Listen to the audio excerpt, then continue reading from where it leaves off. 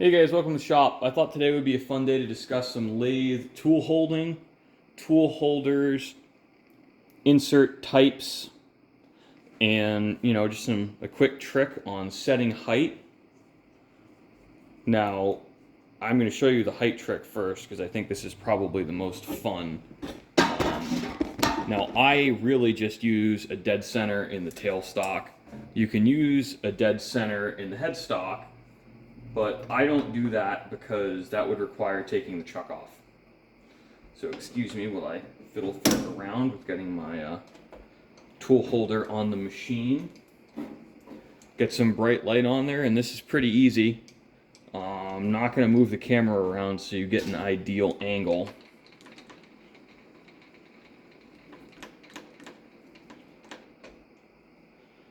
But, you can see it's really straightforward. You just go until they're lined up, guys. I mean, it's not rocket science.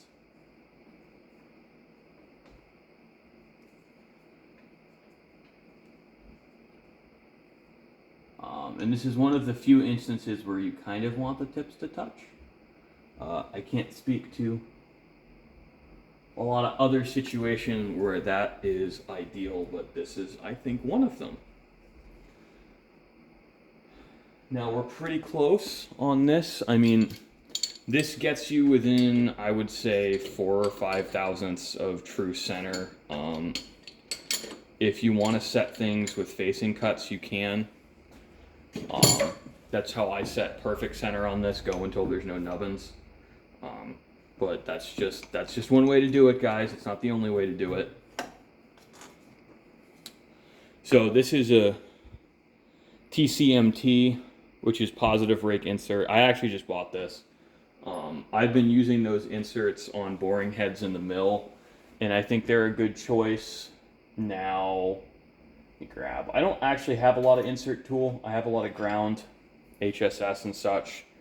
So this is another one. This is a round button insert I use for heavy roughing, especially on really hard materials. This works great in cast iron. I beat the hell out of that working too close to a chuck, but it keeps chugging, and frankly I'm not worried about it.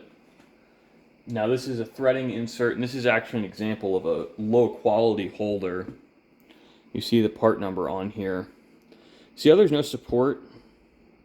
Focus. There's no support under the insert here. It's really easy to break that little corner off. So that's annoying. And let me grab one. Yeah, I'll grab a big ground high-speed steel tool. This is just easier to see the grind on. See, we've got relief here,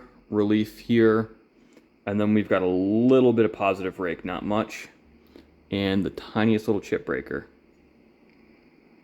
That works really well. Angles to be determined. I kind of eyeball it and tweak it until it works. So let's lubricate the machine and see how well this new insert tool works. Just wiping some chips off the ways. Now, because of the way I have the compound set, I gotta kind of lube one of the ways that way. We're not going to use the compound, so I'm not going to lube the compound. Now I have it set at this angle because this angle is really convenient for certain tapers, but there's also some math behind it on how many thou in feed, blah blah blah. It's really good for just fine tweaking cuts if your goal is to change like half a thou or so off a diameter. So let me set this to 6 thou per rev.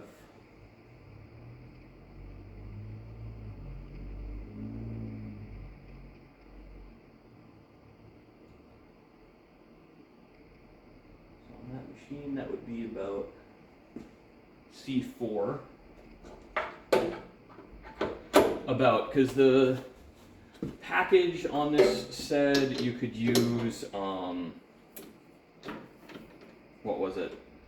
4 to 12 thousandths per revolution.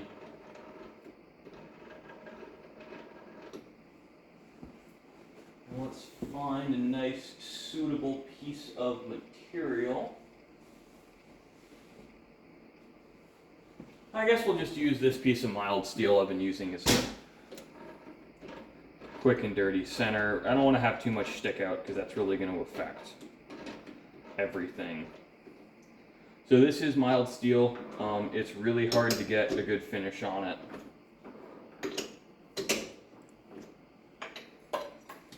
Let me check the package again. What's a good surface speed?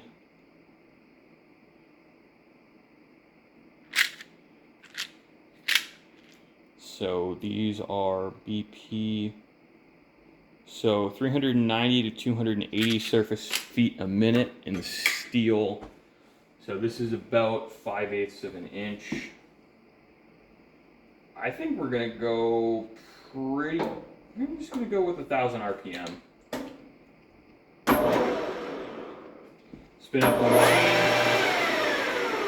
That was just to make sure nothing flies out. Now I'm just gonna move the camera and let's get her done. I'm set to right hand.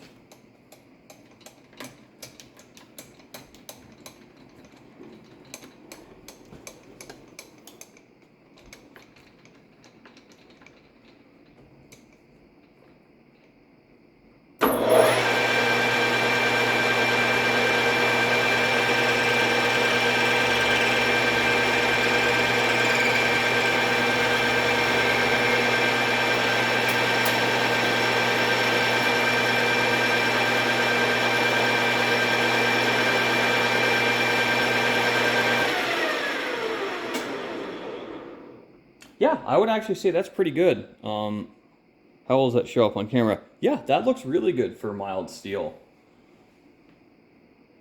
Yeah, let's try a 4 thou per rev and see if that makes much of a difference.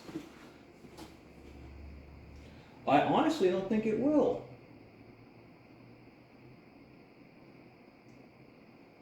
So I guess we can go to C8, that's 4.5 thousandths per revolution. And I'll take another 20 thou off the diameter.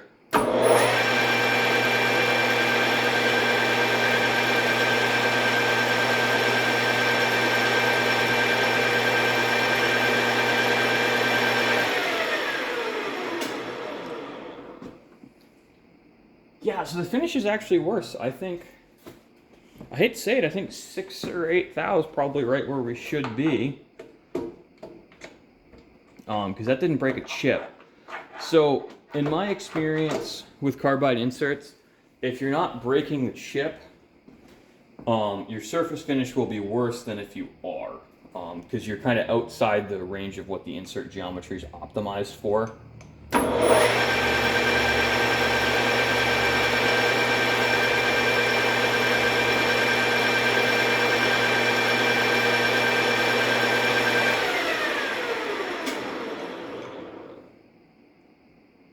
Yeah, we're a little rough. I mean, I really think 6 thou is about right for this. This is not a bad finish at all. But, yeah, we kind of just guessed right the first time, so that's fun. I don't know how well this insert's going to hold up long term. I'm hopeful, but God only knows. It's really hard to say with these inexpensive inserts. And it can be difficult to buy the same one twice because different manufacturers will have kind of very different inserts. Now, I'll just grab some out of my box. And these are supposedly identical inserts. You'll see they have different coatings. They do have very similar geometry. And they're the same size. I think that the one on the left has a little bit sharper edge. Just looking at it, though. So, you know, that's kind of one of the difficult things about buying cheapo inserts. But I think there's really something to be said for not caring that much about cost. This tool holder and insert set was $15 off the slow boat from China, guys. So, I mean, that's shipping for something similar from the US. So, I'm kind of okay with that. I think really it does well in mild steel. I do a lot of mild steel turning. I suspect it'll do fine in 4140. I just got to slow it down some. So, thanks for watching, guys. I hope you enjoyed.